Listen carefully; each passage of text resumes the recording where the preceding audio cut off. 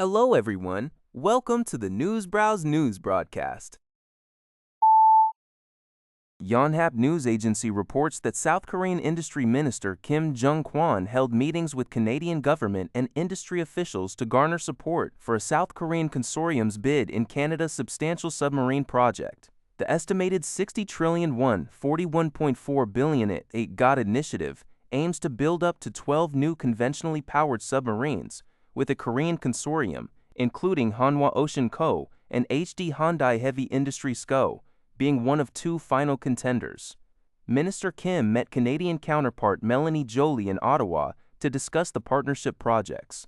To bolster the bid, Seoul has proposed expanding industrial cooperation, notably in the hydrogen sector, with Hyundai Motor Co. offering collaboration on a hydrogen mobility ecosystem in Canada. Kim also held talks with Canadian lawmaker Hassan Youssef and thanked APMA Chairman Flavio Volpe for the association's support, which includes an MOU for a joint venture to produce industrial and military vehicles should the Korean shipbuilder win. Additionally, Kim met Canadian Energy Minister Tim Hodgson to explore deeper bilateral cooperation in energy and resources amidst global supply chain volatility. Two Korean research institutes also signed MOUs for research cooperation on industrial technologies for icebreakers during the visit. Canada is expected to announce the preferred bidder in June, and Minister Kim emphasized that winning the project would be a crucial step in building a long-term partnership between the two nations. Saskatoon, Nutrien Ltd., a major agricultural company, reported substantial growth in its first quarter net earnings, reaching $139 million. This marks a significant increase from the $19 million recorded in the same period last year.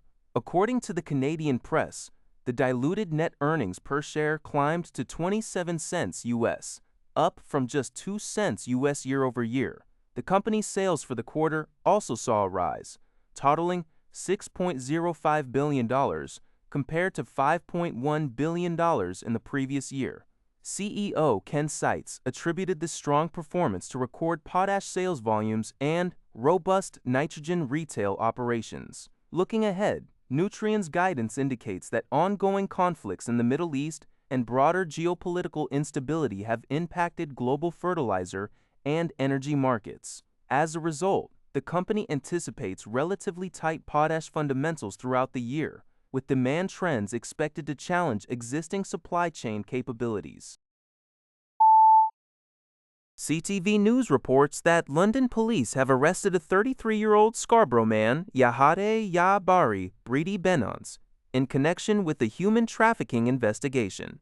He faces multiple charges, including trafficking in persons, receiving financial benefits from trafficking, procuring, and criminal harassment. Police were contacted on April 30th by a woman who reported being exploited over a 3-year period from 2023 to April 2026. Allegedly, Brady Benons coerced the woman into sexual services for money, controlled her work locations and prices, managed online advertisements, and communicated with clients in various cities across Ontario.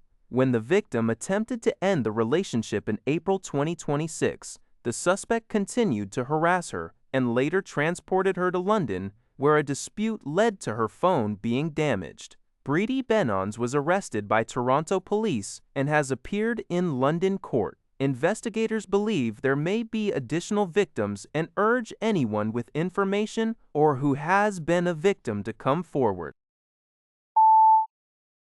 Global News reports that Calgary's housing strategy, Home is Here, is experiencing a slowdown in its implementation.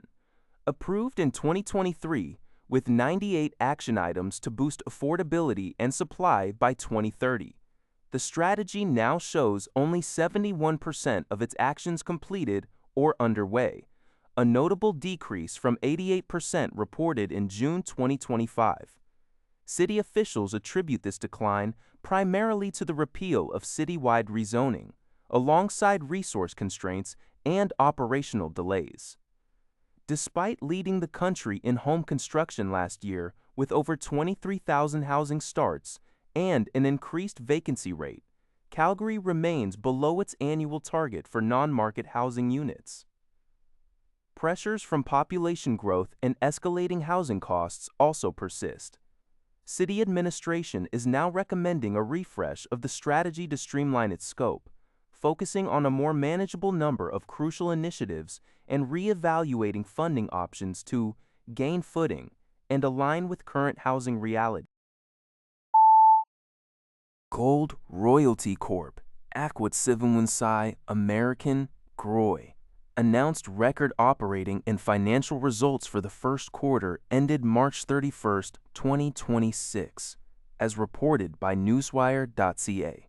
The company achieved a record revenue of $7.2 million and $9.4 million in total revenue, land agreement proceeds, and interest, along with 1,920 gold equivalent ounces, GEO, adjusted EBITDA, reached a record $7.9 million, marking an approximate 318% increase from the same period in 2025.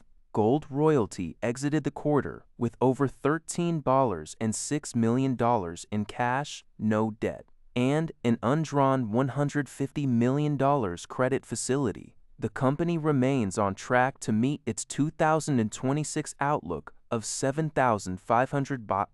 9,300 GEOs, with production expected to be weighted towards the second half of the year.